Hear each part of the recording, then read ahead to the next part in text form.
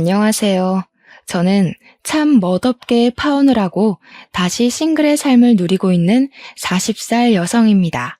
말 그대로 전 사랑하는 예비 신랑과 상당히 쪽팔린 상황에 처해 기가 막히게 파혼을 했습니다. 그때 일을 다시 회상하기만 해도 얼굴이 시뻘개진 상황이었죠. 제가 결혼을 준비하기에는 적은 나이가 아니기 때문에 사리분별 잘하고 야무지게 결혼할 줄 알았다고 생각한 사람들이 제 주위에 많습니다. 그런데 결혼을 막상 준비해보고 나니까 결혼은 나이가 중요한 게 아니란 걸 깨달았어요. 나이를 먹어도 어떤 난관이든 실수하는 사람이 수두룩하고요. 나이 어려도 똑똑한 사람 무지 많습니다. 인생은 어찌 보면 경험치 차이에 따라 선후배로 나눠져야 되는 게 아닌가 싶네요. 저는 잘 나가는 커리어 우먼입니다. 업무에 대해선 저 스스로 능력 있는 여자라 자부할 수 있지만 결혼 관념만큼은 사회 초년생이나 다름없는 사람이더라고요. 말을 나름 거창하게 표현해 저 스스로를 포장해봤지만 실상은 그냥 무지해서 바보같이 뒤통수 당한 사람이에요. 아직도 그날을 생각하면 서름보단 창피함이 몰려옵니다. 저의 잘못이란 걸 저 또한 무척 잘 알고 있으니 나이 먹고 왜 저러나 하는 시선보다는 저럴 수도 있겠구나 생각하며 들어주셨으면 합니다. 제게는 진실한 사랑이라고 느낄만 했던 시기가 좀 늦게 찾아왔습니다. 살면서 연애를 안 해본 건 아니지만 그동안 결혼하고 싶을 만큼 이렇다 할 남자가 없어서 짧게 만나고 헤어지길 반복했어요. 제가 나이가 드니까 당연히 연애를 시작한다면 언젠가는 결혼 얘기로 이어질 수밖에 없었는데 그럴 때마다 남자 쪽에서 먼저 뒷걸음질을 쳤습니다. 그래서 저는 평생 독거 인생으로 일만 하며 살다가 갈 줄 알았어요. 근데 사람에게는 다 때가 있고 기막힌 운명이 있다더니 한날 난생 처음 결혼하고 싶다는 마음을 느껴보도록 해준 상대가 나타났습니다. 당연히 예비 신랑의 존재였고 저는 그 만남을 특별하게 생각했어요. 저는 음악 쪽으로 직업을 가지고 있는 사람입니다. 제가 운영하는 학원에 예비 신랑이 수강생으로 들어왔었어요. 지금 생각하면 예비 신랑이 제게 의도적으로 접근했다는 걸 알겠는데 그때만 해도 제가 남자를 안 만난 지 너무 오래되어 순진했던 것 같습니다. 예비 신랑은 저보다 5살이 어린 친구였어요. 당연히 초반에는 예비 신랑을 남자로 생각하지 않았습니다. 5살 차이면 제 인식에선 저의 또래가 아니라 한참 어린 친구였거든요. 그런 친구에게 호감을 느낄 건더기도 없었지만 제게 호감을 표시해 줄 거라고도 생각을 못했어요. 그래서 예비 신랑이 처음으로 제게 호감 표시를 했을 때 바로 선을 그었습니다. 하지만 예비 신랑 고집도 보통이 아니더라고요. 제게 근 1년이나 일관된 마음을 보여주는데 기간이 길어지니까 그게 단순한 호기심이 아닌 진심이라고 제가 착각을 해버렸지 뭡니까. 지금 생각해보니 참 우스운 착각이었네요. 그렇게 제가 마음을 열자 그 이후 예비 신랑의 표현은 좀 더 적극적으로 이어졌습니다. 부담스럽지 않은 선에서 예비 신랑이 제 사적인 영역을 조금씩 침범해왔고 나중에는 제가 예비 신랑이 곁에 있는 걸 당연하게 생각될 정도로 함께 하는 날이 늘어갔어요. 자연스레 연락을 주고받는 건 물론이고 돈 없는 학생이었던 예비 신랑은 제 학원에 자처해서 아르바이트를 하기도 했습니다. 아침부터 귀가 전까지 둘이서 같이 시간을 보내다 보니까 예비 신랑의 존재가 제 편견 속 어리기만 한 모습과는 다른 장점들도 많이 보이더라고요. 나이에 비해 꽤 현실적이었고 실속 있다는 것 외에도 애늙은이처럼 말하는 본색 또한 상당히 어른스럽고 중후했습니다. 예비 신랑과 같이 있으면 오히려 제가 예비 신랑보다 떨어지는 기량을 가진 것 같기도 했어요. 한참 즐기고 놀만한 나이인데도 늘 자기 일에 열심인 예비 신랑에게 배울 점이 많아서 더 좋았습니다. 제 감정이 예비 신랑과 마음이 같아지고부터는 저희 관계가 속전속결로 이루어졌어요. 귀엽게도 제 마음이 뭐라고 예비 신랑은 그걸 굉장히 고마워하더라고요. 저희는 연애를 하면서 더 사이가 깊어졌습니다. 저보다 예비 신랑이 가진 마음의 속도가 더 빨랐는데 예비 신랑은 이미 저랑 결혼까지 할 생각으로 만나고 있었다더군요. 나는 자기처럼 청순한 여자랑 결혼하는 게 소원이었어. 마음이 청순한 사람은 요즘 세상에 생각보다 찾기 어렵거든. 그런데 내가 볼 땐 자기가 딱 그래. 그래서 결혼을 한다면 자기랑 할 거야, 나는. 마음씨 깨끗한 여자를 원했다면서 제게 은근슬쩍 결혼 얘기를 한 번씩 꺼냈었어요. 그때마다 장난기 어린 분위기와는 다르게 표정이나 눈빛이 진중하여 저도 모르는 사이 예비 신랑에게 빠져들었죠. 예비 신랑은 30대 초중반인데도 모은 돈이 상당했습니다. 이미 자기 명의의 집도 있고 차도 있는 능력남이라 우리가 당장 결혼을 하더라도 형편에는 문제는 없는 여건이었어요. 저 또한 나이도 나이지만 열심히 살았기 때문에 재력이 평타 이상은 되는 수준이었거든요. 제가 연애보단 일에 미쳐 살며 저를 위한 투자를 많이 했던 사람이라 저도 돈 없어서 허덕여 본 지는 오래되었습니다. 이렇듯 저랑 예비 신랑은 마음만 맞는다면 언제든지 결혼을 준비해도 문제될 게 없는 사이였어요. 하지만 저는 당시 저희가 연애를 한 지는 고작 3, 4개월밖에 안 되었던 터라 아직 결혼을 고민하기엔 만남이 짧았다고 생각을 했습니다. 나는 결혼을 좀 더 진지하게 만나보고 알아본 후에 진행하고 싶어. 자기가 결혼할 준비가 다 됐다는 건 나로서도 믿음직한 부분이긴 해. 근데 우리 아직 만난 지 1년도 안 됐잖아. 나는 시간에 쫓겨서 급하게 결혼하고 싶진 않아. 고맙게도 예비 신랑은 제 의견을 존중해주며 더 이상의 진도는 서두르지 않았어요. 덕분에 마음 편히 한 2년 가까이 사귀다가 드디어 결혼을 약속하게 되었는데 그때는 제가 40살이 되었기 때문에 더는 고민할 수가 없어서 결단을 내리게 되었습니다. 결혼을 평생 안 할 거면 예비 신랑과 가벼운 만남만 가지다 헤어졌겠지만 저도 함께하고 싶은 사람이 생기면 결혼을 해야겠다고 생각은 하고 있었거든요. 그래서 저는 그 당시 결혼하고 싶은 사람이 생겼고 30대까지 내 삶을 즐겼다면 앞으로의 인생은 동반자와 함께 걸었으면 좋겠다 싶어서 예비 신랑의 청혼을 받았던 것입니다. 저는 결혼 준비를 하면서 웨딩드레스를 맞추고 식장을 맞추고 신혼집 알아보고 하는 게 전부 즐거웠어요. 사랑하는 사람과 함께할 새로운 미래가 너무 기대되어서 기분이 한껏 부푼 상태였죠. 하지만 여기까지가 제게 가장 설레고 좋았던 순간이었고 그 뒤로는 불길함의 징조가 하나둘씩 나타나기 시작했습니다. 제게 이상한 일이 일어나기 시작한 건 바로 양가 어른께 인사를 드리면서부터였는데요. 저희 집에 인사 간 것까지는 별다른 문제가 없었거든요. 그런데 예비 시댁에 갔을 땐 좀 이해할 수 없는 일들을 겪었습니다. 예비 시댁에 들어갔더니 예비 시모가 특히나 저를 엄청 반겨주었는데요. 예비 신랑이 화장실 간 사이 집 구경시켜주겠다며 저를 데리고 막 돌아다니다가 예비 시부모 방까지 들어가게 됐거든요. 그런데 예비 시부가 쓰는 책상에 웬 모르는 젊은 여자 사진이 하나 있더라고요. 그 옛날 책상들 보면 유리로 덮인 책상 있잖아요. 그 안에 젊은 여자 사진이 끼워져 있었어요. 예비 시모의 젊은 모습이라고 하기엔 사진 자체가 너무 현대식이라서 예비 시모는 아닌 듯 했고 예비 신랑한테 여동생이나 누나가 있냐고 하니 그건 또 아니었거든요. 웬만하면 모른 채 할 수도 있었지만 책상에 끼워 놓을 정도면 어느 정도 소중한 사람이라는 거 아닙니까? 그래서 저는 대놓고 예비 시모한테 물어봐야 했어요. 물론 혹시 실례될 질문일지도 모르니 빙빙 둘러서 말입니다. 어머님, 이분은 누구세요? 대영 씨는 외동이라고 알고 있는데 혹시 어머님 젊었을 때예요? 되게 미인이시다. 옛날 사진을 요즘식으로 인화하신 거예요? 그렇게 물었더니 예비 시모가 자기 아들 자랑을 술술술 하다가 제가 가리키는 걸 보곤 급당황을 했습니다. 그리곤 사진에 대한 얘기는 생략하고 이상한 동문서답을 했어요.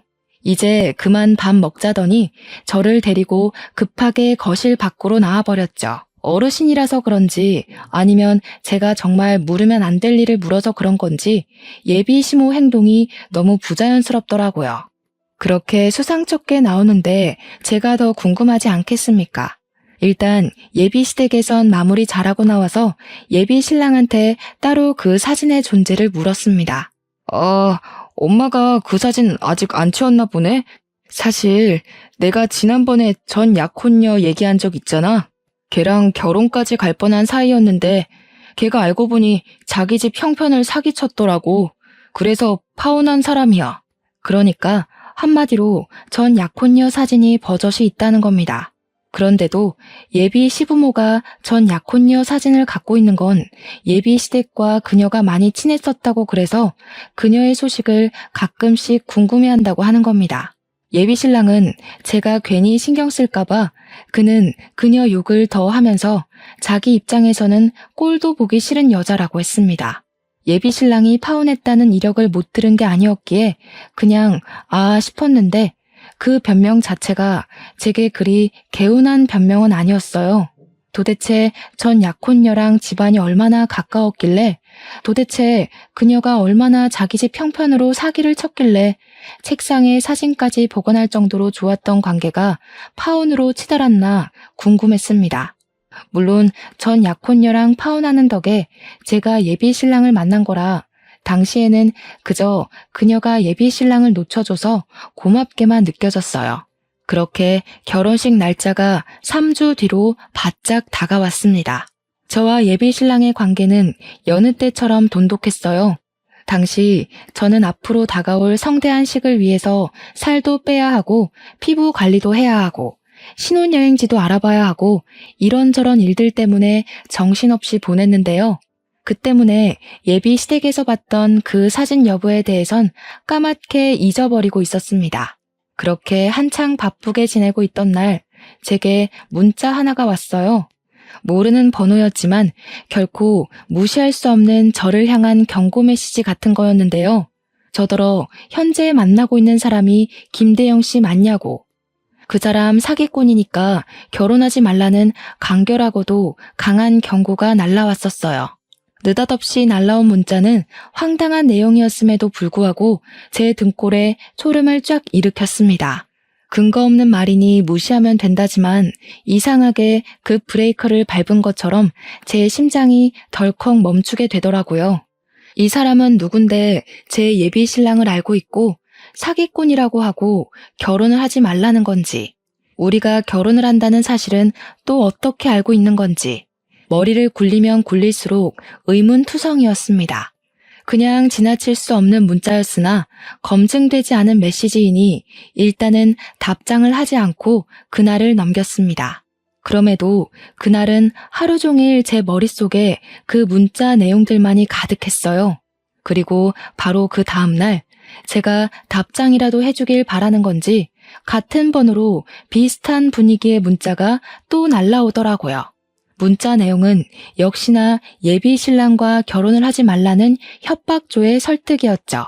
저더러 자기 꼴 나고 싶지 않으면 당장 헤어지라면서 예비 신랑이 집도 차도 다 자기 명의라고 하지 않냐고 그거 다 구라라고 했고, 예비 신랑이 본래 순진한 여자께서 등쳐먹고 쉽게 살려는 제비 새끼라는 욕들이 가득한 내용이었습니다.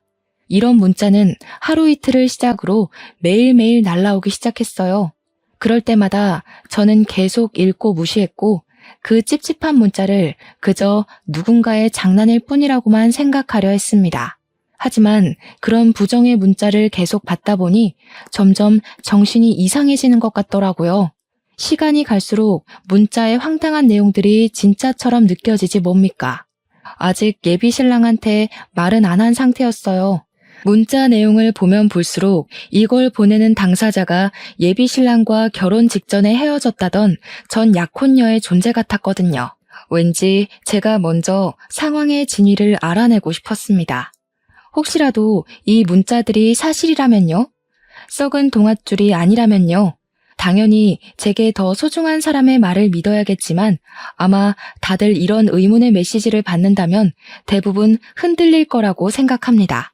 무슨 첩보 영화도 아니고 제가 왜 이런 수상쩍은 메시지를 받으면서 파혼을 협박당하고 있는 건지 당시에는 이것만으로도 충분히 현실적이지 못하다는 생각도 했었어요.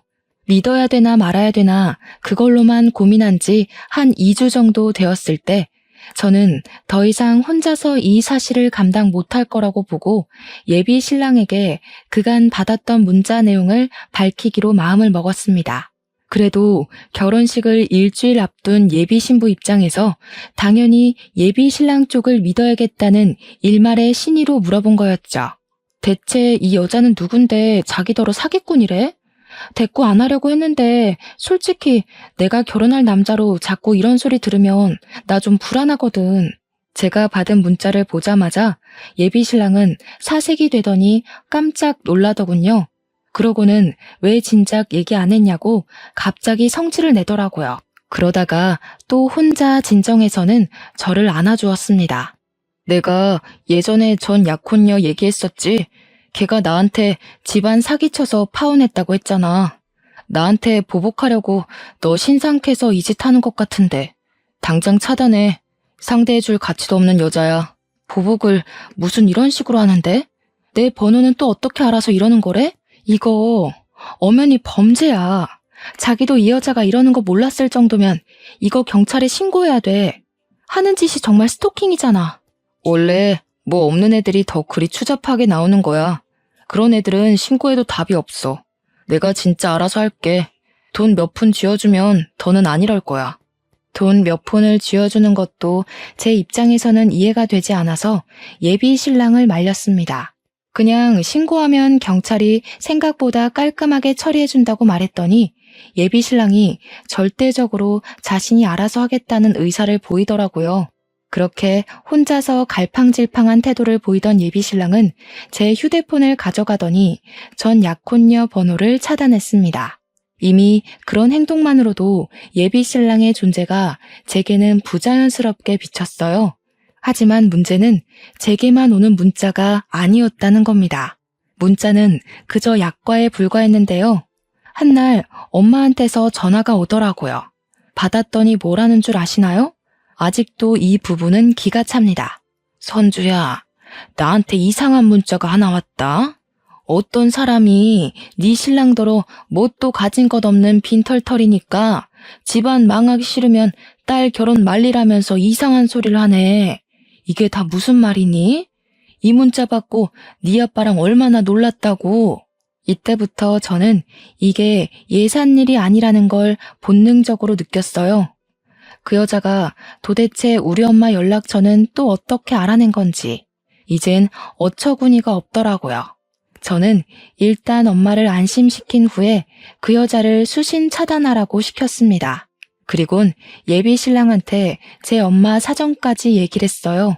우리 엄마 전화번호까지 알아냈어. 이래도 내가 이걸 그냥 넘겨야 하는 일이야? 결혼식까지 얼마 안 남았는데 이 여자 하는 짓이 점점 더 심해지고 있잖아. 이러다 이 여자가 우리 결혼식까지 찾아와서 깽판 치겠어. 미안해. 나도 얘가 이렇게 정신 나간 애인 줄 몰랐어. 어떻게든 내가 알아서 처리할게. 우리 결혼은 아무 문제 없을 거야. 지난번에도 알아서 하겠다고 신경 쓰지 말랬잖아. 그런데 자기가 아무것도 못할 동안 이 여자가 지금 우리 엄마 전화번호까지 알아낸 거 아니야. 이런 소리 하기 싫은데 왜 자기 과거 여자 때문에 우리 부모님이 불안에 떨어야 돼?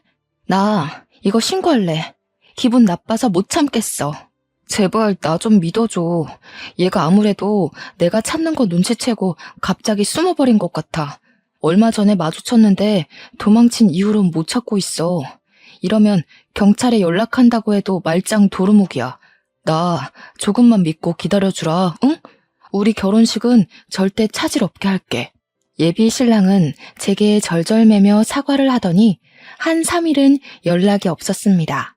우리 결혼식은 고작 4일 앞으로 다가왔는데 갈수록 뭔가 잘못되고 있는 듯해 불안했어요. 그렇게 3일 뒤 새벽 늦게 예비 신랑한테서 문자가 왔는데 혹시 전 약혼녀가 찾아간다면 절대 문 열어주지 말라는 연락이었습니다. 이건 또 뭔 소린가 싶어서 보자마자 화가 났어요. 저는 신혼집 들어가기 전까지 부모님 집에 머물고 있는 중이었거든요. 혹시라도 무슨 일이 생길지도 모른다는 예비 신랑의 주의를 듣자 온몸에 공포가 싹 오르더라고요. 그날 예비 신랑과 통화를 하면서 어떻게 된 사정인지 물었는데도 예비 신랑은 전 약혼녀를 만나지 못해 찾기만 하다가 포기를 한 상태라고 했습니다. 그래서 혹시 우리 집을 찾아가기라도 할까봐 미리 주의를 주는 거라 했어요. 그러면서 미안하다는 말까지 꼭 덧붙였고 피해는 없도록 하겠다는 신뢰성 없는 말로만 저를 위로했죠. 그 일 때문에 예비 신랑과 새벽 내내 통화를 하느라 밤잠을 샌 저는 피곤한 몸으로 출근을 강행했습니다. 그리고 문을 열고 나가자마자 풍기는 악취 때문에 선조름마저 다 깼을 정도로 놀라고 말았어요. 대체 이게 무슨 냄새인가 싶어 주위를 둘러보다 발견을 한 건데요.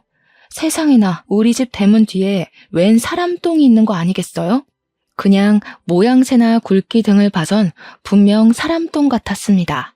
그리고 그게 조금 뭉개져 있었는데 밟은 것도 아니고 누가 인위적으로 손을 이용해 퍼낸 모양새로 놓여 있더군요. 그 모양새가 가리키는 징조는 바로 제 눈앞에서 확인이 되었어요. 우리 집 바깥 문고리에 똥이 처발려서 굳어 있더라고요. 저는 그 자리에서 악 소리를 지르며 기겁하고 집 안에 들어갔습니다. 제 비명소리에 부모님이 저를 걱정해서 뛰쳐나왔고 저는 부모님께 상황 설명할 새도 없이 그 자리에서 바로 경찰서에 신고를 해버렸어요. 얼마 뒤 경찰이 우리 집을 찾아왔는데 제가 사정을 설명하기도 전에 문 밖에서 이미 상황 파악을 한 듯 했습니다. 누가 그랬는지 지피는 사람 있냐는 경찰의 말에 저는 당장 예비 신랑의 전 약혼녀를 불렀어요. 전화번호 말고는 모르는 사람인데 그동안 받은 협박 문자까지 보여주면서 이상한 스토킹을 받고 있었다고 고발했습니다. 경찰은 제가 준 전화번호와 건물 내 CCTV를 이용해서 전 약혼녀의 인상착의를 확보해 바로 추적에 들어갔어요. 그렇게 얼마 뒤 전 약혼녀를 붙잡았다는 연락을 받았습니다. 예비 신랑이 그렇게 못 찾겠다고 헤매기만 했던 전 약혼녀를 12시간도 안 돼서 잡은 거였어요. 물론 예비 신랑 입장은 경찰이 아니니까 능력 면에서 경찰보다 뒤떨어졌다는 걸로 이해를 했었던 부분입니다. 어쨌든 저는 경찰 연락을 받자마자 당장 그 여자의 두꺼운 낯짝을 확인하고 싶었어요. 그날 연차를 낸 저는 서둘러 경찰서에 달려갔고 그곳에서 범인이라고 앉아있는 한 여자를 보았습니다. 제가 생각한 것과 달리 너무 순하게 생긴 시골 아가씨가 한 명 있었어요. 전혀 나쁜 짓 할 것처럼은 안 생긴 분위기였단 뜻입니다. 그 여자는 자기 죄를 인정하는지 아무런 미동 없이 고개만 숙이고 있었는데 경찰이 그 여자의 신원을 밝혀주지 않았다면 그런 추잡한 짓을 한 여자라고는 생각 못했을 겁니다.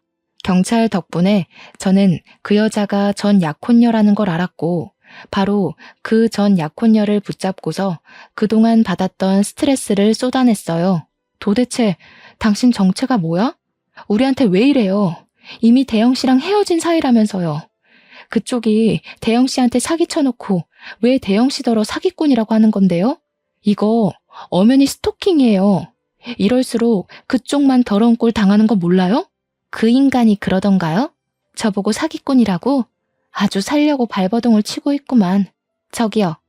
정신 똑바로 차리고 믿어야 될 걸 믿으세요. 40살이면 사회생활 좀 하셔서 사람 보는 눈 있을 거 아니에요. 그 인간이 하는 말 중에서 여태껏 확신할 만한 구석이 있었던가요? 전 약혼녀는 순한 얼굴과 다르게 예비 신랑을 비꼬면서 가소롭다는 듯 얘기를 했습니다. 그리고 저는 이 여자의 말을 다시 곱씹을 수밖에 없었어요. 예비 신랑이 하는 말에 확신한 적 있었냐는 전 약혼녀의 도발은 저를 더 불안하게 만들었거든요. 저도 모르게 예비 신랑의 행실을 곱씹어봤는데 이 여자 질문에 알맞은 답이 당장 떠오르지 않더라고요. 결국 저한테 고맙다고 인사하게 될걸요? 제가 그쪽을 도울 입장으로 이런 흙구덩이에 발을 담그는 건 아니고요. 저도 크게 당한 게 있어서요. 저야말로 그 자식 좀 만나고 싶은데 이 쥐새끼 같은 놈이 보통 날쌘 게 아니네요. 무슨 소리예요? 대영 씨를 만나고 싶다고요? 대영 씨가 당신 찾으려고 얼마나 마음 졸였는데요. 지금도 우리 결혼식 앞두고 당신이 이상한 문자로 협박하는 바람에 혼자서 당신 찾느라 생활도 엉망이 됐다고요. 그 자식이 말은 참 잘하죠. 전생에 진짜 들쥐라도 됐나 봐요. 어쩜 그렇게 쥐구멍을 잘도 찾아서 빠져나가는지. 그쪽이 아직도 상황 파악 못하는 것 같아서 말하는데 공생이랑 기생을 좀 구분하세요. 제가 당시 너무 정신없어서 경찰서까지 갔던 상황을 아직 예비 신랑한테 얘기 못하고 있었는데요. 지금 생각해보면 예비 신랑한테 바로 얘기 못했던 게 천만다행이었던 것 같아요. 제게 다소 세게 발언하면서까지 전 약혼녀가 저를 정신 차리게 하려던 건 다 이유가 있었더라고요. 이제부터 밝혀질 전 약혼녀와의 얘기와 그녀가 제게 보여준 증거물은 예비 신랑 때문에 낭떠러지로 떨어질 뻔한 저의 인생을 구제해 주었습니다.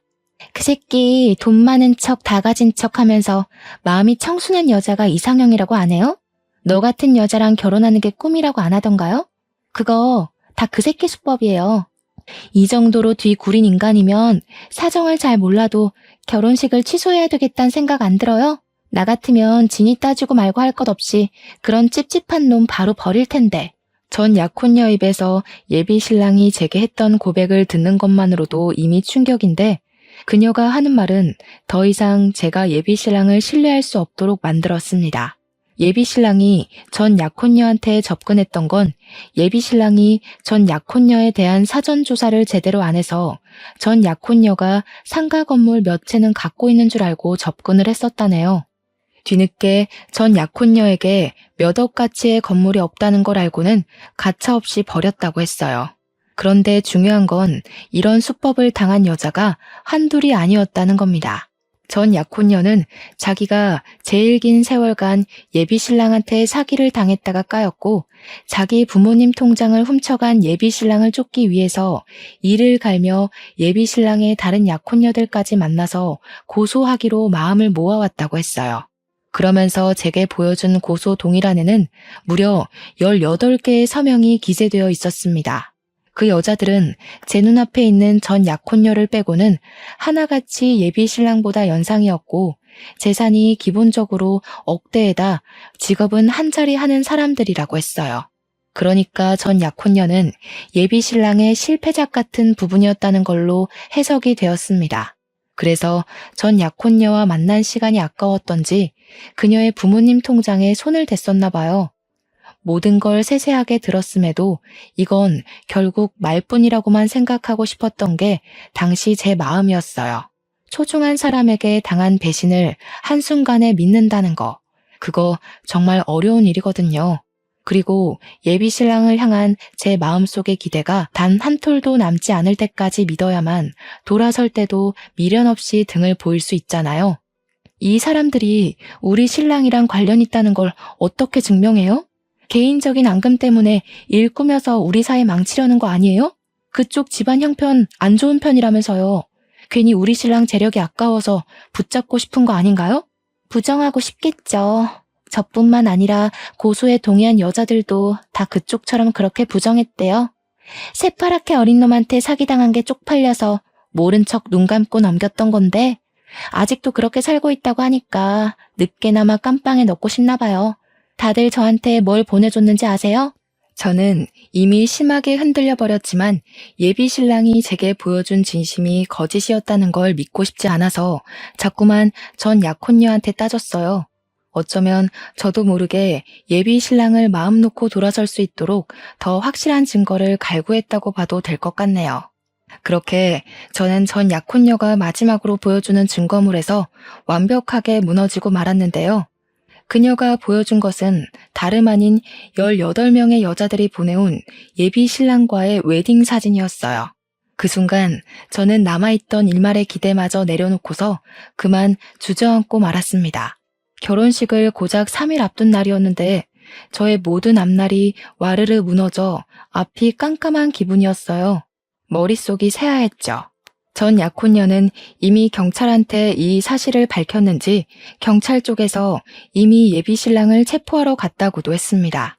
아니나 다를까 그 타이밍에 예비 신랑이 개 쌍욕을 하면서 들어오는데 제가 주저앉아 있으니 예비 신랑은 저를 보지 못한 채 전 약혼녀만 봤는지 예비 신랑이 갑자기 경찰을 밀치고서 전 약혼녀를 덮치러 뛰어오더라고요. 야, 이 거지 같은 년아. 만날 때도 그렇게 거지 근성 드러내면서 사람 발목 붙잡더니 날 끝까지 뒤쫓으시겠다. 너네 부모 돈 때문에 그러냐? 나도 너 만났던 시간 아까워서 보상 좀 받으려고 했던 건데 참 더럽다 더러워. 야, 비렁뱅이 돈 같은 거 안 받을 테니까 들고 꺼져. 더는 내 결혼 방해하기만 해봐. 예비 신랑은 도중에 경찰한테 붙잡히는 바람에 전 약혼녀 가까이는 오지 못했고 그렇게 멀찍이서 소리만 고래고래 질렀습니다. 듣자 하니 전 약혼녀 말대로 이 여자 부모님의 돈을 훔친 것도 맞고 예비 신랑의 말씨가 저급하다는 것도 알겠더라고요.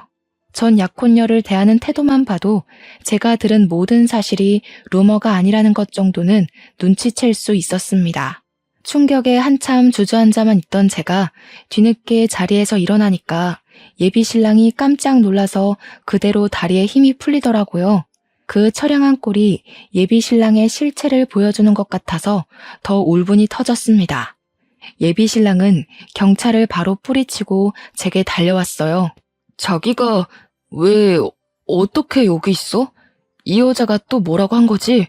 둘이 따로 만났던 거야? 이 여자 정신 나갔으니까 내가 연락하지 말라고 했잖아. 예비 신랑은 혼자서 극도로 흥분을 했다가 불안해하면서 금세 제 손을 잡아왔습니다. 이제 보니 이런 오락가락한 태도가 예비 신랑의 특징인 것 같더군요. 화냈다가 바로 꼬리 내리는 짓 말입니다. 뭐가 그렇게 놓치기 아까워서 나한테 끝까지 숨겼니? 네가 나한테 알아서 하겠다고 떵떵거려 놓고 정작 보여준 게 이런 꼴인데 내가 뭘 얼마나 더 믿어줘야 돼? 지금 이 여자가 하는 말보다 네 말이 더 개똥으로 들리는데? 그래, 알아. 그럴 수밖에 없겠지. 나는 저 여자 입노름에 당하고 있는 피해자고 저녀는 가해자니까. 작정하고 얘기를 꾸며온 사람이랑 밑도 끝도 없이 당하는 사람이랑 어떻게 말하는 수준이 같겠어. 예비 신랑은 제 손을 불끈 쥐고서 어떻게든 저의 돌아간 눈빛을 되찾으려고 노력했습니다. 하지만 제 머릿속의 생각은 온전히 한 방향뿐이었어요.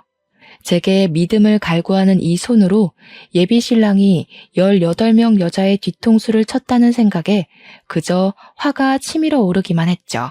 이제는 저까지 해서 19명을 속인 셈이겠네요. 이 상태로 예비 신랑을 믿기에는 제가 너무 많은 걸 알아버렸고 온갖 정이 다 떨어져서 소름까지 끼쳤으니 예비 신랑한테 돌아가기엔 너무 멀리 와버렸습니다. 저는 예비 신랑의 손길을 바로 뿌리치곤 그대로 귀싸대기를 한데 뒤통수까지 2대를 날렸어요. 야, 이 정신 나간 새끼야. 나는 그래도 너 끝까지 믿으려고 했어. 누가 누구한테 사기를 쳐? 인생이 만만하니? 그렇게 심심했어? 어떻게 18명을 등쳐먹을 수가 있어? 저기요. 왜 다른 여자 말을 믿냐고. 내가 말했잖아. 저 여자 스토커 같은 거야. 나 자기한텐 다 떳떳하다니까. 왜 증명되지도 않은 루머를 믿고 그래? 네가 정상적인 새끼였으면 이런 상황이 꼬이지도 않았겠지. 누나들이 돈 좀 있을 것 같으니까 어떻게든 연상한테 붙어먹으려고 그랬니? 참 좋은 여자들로 잘도 골랐더라. 이런 것도 재주라고 봐주고 눈 감아줘야 되는 거야? 무슨 얘기를 어떻게 꼬아들었는지 모르겠는데 내가 사기친 게 아니라 그 여자들한테 사기를 당한 거라고. 제정신이 아니고서야 어떻게 그 많은 사람들한테 한 놈이 사기를 치겠어.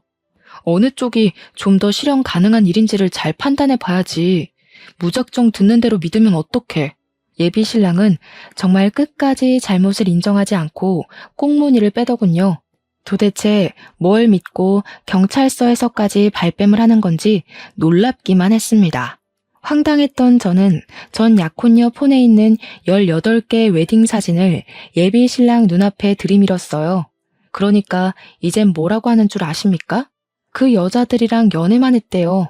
하지만 사귀는 절대 친적은 없었고 단지 웨딩 사진을 찍기만 하면 관계가 파투났다면서 자기한테 그런 안 좋은 사주 같은 게 신 것 같다는 등의 해명을 하기 시작했습니다. 그 와중에도 저와의 결혼만큼은 밀어붙이고 싶었는지 자기의 파혼 팔자 좀 고쳐달라고 우스운 소리로 매달리지 뭡니까? 네 놈이 사람을 얼마나 호구로 봤는지 모르겠는데 하나 간과한 게 있다. 누나들이 너보다 배운 게 더 많아서 하찮은 제비새끼한테 당한 거 쉬쉬 못 넘겨주거든. 돈 없이는 이 세상 못 살 것 같지? 깜빵 세계는 등 쳐먹으면서까지 돈 구걸 안 해도 잘 살 수 있는 곳이거든. 너한테 아주 딱인 곳이라서 우리가 친히 처박아 두려고. 감방 존재는 또 무서운지 예비 신랑이 시겁해서 무릎까지 꿇었는데요. 찌질하게 질질 짜면서 그제야 진실을 고백하더라고요. 사기친 것도 인정을 했고 저한테 부끄러운 짓을 한 것도 맞는다고요. 그러면서 또 갑자기 자기 집안 형편이 어려운 걸로 동정심을 사려고 하더군요. 그걸 보고 느꼈습니다. 여태 제가 예비 신랑을 많이 봐주고 좋게 좋게 넘어가줬다는 걸요. 네가 내 돈까지 등쳐먹었으면 나 네 면상 2대로 안 끝냈어. 남자 구실하게 내버려 둔 것만으로도 감사해야 될 거다. 네가 우리한테 사정해야 되는 건 살려달란 소리가 아니라 돈 갚을게요. 그래야 되는 거야 이 애새끼야. 이참에 깜빵 가서 인생교육 좀 받다 나와. 이미 경찰 내부의 사람들은 무릎 꿇고 있는 예비 신랑을 하찮게 바라보는 분위기였습니다. 거기다 대고 전 약혼녀는 그런 예비 신랑 앞에서 그동안 예비 신랑이 사기쳤던 연상녀들 이름을 다 읊어주었어요. 변호사 선임비 많이 들겠다고 파이팅 응원을 해줬죠. 정말 제가 다 쪽팔려서 고개를 들기가 힘들었습니다. 저런 사기꾼 하나 알아보지 못하고 그동안 저놈 옆에서 시시덕거리며 보낸 세월이 모조리 창피함으로 남아버렸어요. 요즘 말로 흑역사라고 하나요? 사연 쓰는 곳이 아니었다면 제 지인들 앞에서는 감히 얘기를 꺼내보지도 못했을 정도로 민망했습니다. 그래도 저는 돈을 뺏기지 않아 다행인 셈이었어요. 다른 여자들은 예비 신랑한테 빌려준 돈이 상당하더라고요. 아마 제가 경제관념에서는 다소 냉정한 타입이라 예비 신랑이 은근슬쩍 보냈던 시그널을 못 알아챈 것일 수도 있습니다. 어쩌면 예비 신랑이 제게 돈을 뜯어가지 못해서 저와 결혼까지 진행하려고 했을 수도 있겠네요. 이래나 저래나 저는 운 좋게 나름대로 피해자 신세를 면했잖아요. 전 약혼녀들의 존재는 저를 공포스럽게 만들었지만 그들 덕분에 인생을 구제받은 셈이니 저는 예비 신랑 고소하는 데는 힘을 보태주기로 했어요. 다시는 이딴 사기꾼 새끼가 사람 마음 가지고 돈을 해먹는 일이 없도록 SNS에 신상까지 까발렸습니다. 저뿐만 아니라 18명 여자들도 전부 도움을 보태주는 덕에 예비 신랑 얼굴을 알리는 건 순식간이었어요. 아, 그리고 전 약혼녀는 저희 집에 똥 처바른 처벌을 따로 받게 되었는데요. 제가 그것만큼은 도무지 이해가 안 돼서 대체 왜 그랬냐고 다시 한 번 더 물었습니다. 그러니 전 약혼녀가 하는 말이 저한테 강하게 충격을 주지 않으면 또 예비 신랑한테 끔뻑 속는 피해자가 생길 것 같아서였다고 해요. 당연히 사람 똥은 아니고 개똥을 모아서 만들어 놓은 거라고 했습니다. 전 약혼녀는 뒤늦게나마 제게 진심으로 사과를 했어요. 그 여자의 말이 변명이었든 아니든 간에 제가 납득할 수 있을 만한 해명이었습니다. 실제로 제가 그런 강력한 방법 덕분에 제가 예비 신랑을 떼어놓을 수는 있었잖아요. 그래서 저는 전 약혼녀 쪽에서 문짝 전체를 배상하는 걸로 하고 합의해줬습니다. 그리고 고소 진행도 방지턱 하나 없이 속전속결 진행되었어요. 예비 신랑은 수많은 대상을 상대로 대략 6억 원가량을 상습 사기친 죄로 4년 유기징역에 처해졌다고 들었습니다. 제가 맞은 뒤통수의 세기에 비하면 아주 허망한 결론이었지만 그래도 불구덩이에 발 담그기 직전에 빠져나올 수 있어 다행으로 보려고 해요. 그런데 역시나 잘못 밟을 뻔했던 똥은 근처만 가도 냄새에 배이는 법인가 봐요. 예비 신랑이 잘못되었다는 사실 때문에 예비 시댁에서 제게 따로 연락이 왔었는데 저를 뭘 얼마나 봤다고 엄청나게 배신을 당한 것처럼 원망을 하더라고요. 내가 너 그렇게 안 봤는데 감히 내 아들을 감옥에 보내? 내 아들이 무슨 사기를 쳤다고 그러냐? 여태까지 아무런 문제 없이 효도하면서 잘만 살아온 착한 아들이야. 어디 그런 쪽팔린 이유를 만들어다가 남의 집 귀한 자식한테 먹칠을 해? 이보세요. 저희가 상견례 안 한 이유는 뭔 줄 알고 큰 소리세요? 그쪽 아드님께서 그쪽들이 말실수라도 할까봐 입막음 시키려고 생략한 거랍디다. 긴 말하기 싫고 아드님 쪽팔린 죄명을 믿든 말든 그건 내 알 바 아니고요. 이미 피해자들이 그놈 잡아먹으려고 쌍심지를 켜고 있어요. 아들 목숨 건사하길 바라면 사기꾼 부모답게 집안에 꽁꽁 숨어서 사시는 게 좋을걸요? 그날 예비 시모 전화를 깔끔하게 마무리했지만 왠지 이쪽 사정을 예비 신랑의 전 약혼녀한테 알려주고 싶더라고요. 예비 시댁에서 전 약혼녀랑 많이 친했었다고 했잖아요. 그래서 전 약혼녀한테 예비 시모 연락처를 넘기며 예비 시댁의 입장을 전달해 주었습니다. 그랬더니 전 약혼녀가 예비 시모한테 바로 전화를 걸었나 보더라고요. 예비 시모가 엄청 환대를 했다는데 거기다 대고 전 약혼녀는 자기 돈 내놓으라면서 당신 아들이 우리 부모님 돈 훔쳐갔다고 고래고래 소리를 질렀다네요. 예비 시모가 식겁하고 전화를 먼저 끊었는데 전 약혼녀가 끈질기게 연락을 하며 끝까지 돈을 갈구하고 있다고 했습니다. 그 말을 듣고 예비 시모 표정이 상상되어 얼마나 웃겼는지 몰라요. 동시에 좀 씁쓸한 감정이 밀려오는 건 어쩔 수가 없더라고요. 살면서 사기를 당하게 될 줄은 몰랐는데 그게 내가 사랑하는 사람 때문이라는 사실은 제게 큰 공허감을 주었습니다. 고작 별 볼 일 없는 사기꾼의 행각에 노란한 것이지만 그것에 제 인생 가치관이 크게 흔들려 버렸잖아요. 아마 당분간은 일에만 몰두하지 않을까 싶어요. 앞으로도 쉽게 결혼을 생각해 보는 일은 없을 것 같습니다. 그동안 많이 안다고 자부했던 제 자신을 반성하게 되는 시간이기도 했으니 불행을 이쯤에서 막은 걸 행운이라고 생각하렵니다. 사연을 마무리 짓는 이 와중에도 창피해서 얼굴이 화끈거리네요. 저라도 지나가다 이런 사연이 보이면 고개를 저었을 것 같긴 합니다. 그래도 사연 당사자 입장에서 말씀드리자면 말은 창피하다 전했어도 힘든 건 힘든 거더라고요. 근본적으로 제가 소중히 생각하고 믿던 사람에 대한 배신이잖아요. 이런 부분을 생각하고 들어주셨다면 제 허탈한 기분이 좀 더 잘 전달되지 않았을까 싶습니다. 아무튼 나이 40살이 되어서야 한 번 더 인생을 돌아보게 된 한 노처녀의 속풀이였어요. 재미있게 들어주셨다면 감사하고 쓴소리 한마디 던지겠다면 달게 받겠습니다. 그럼 늘 인생 평안하시고 부름만 쏙쏙 골라서 피해가는 지혜를 잔뜩 받으시길 기원할게요. 감사합니다.